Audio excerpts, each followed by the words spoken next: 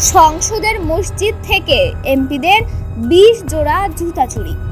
Parliament থেকে 20 জোড়া জুতা চুরি করে পালিয়েছে চোর।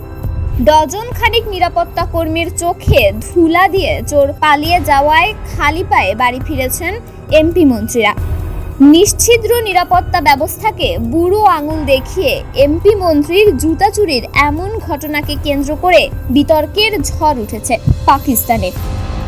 পাকিস্তানি গণমাধ্যমের মাধ্যমে জানা যায় 19 এপ্রিল ইসলামাবাদের পার্লামেন্ট চত্বরে থাকা একটি মসজিদে ঘটেছে অনাকাঙ্ক্ষিত এই জুতা চুরির ঘটনা।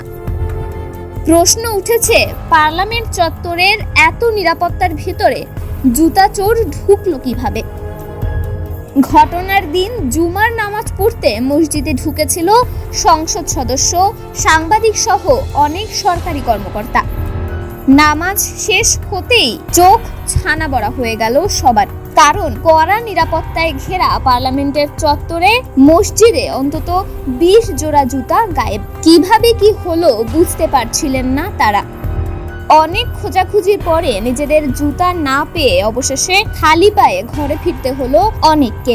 এ ঘটনা জানতে পেরে পাকিস্তানের জাতীয় পরিষদের স্পিকার তীব্র অসন্তোষ প্রকাশ করেছেন। তন্নি শিকদার, দৈনিক সকালের দুনিয়া।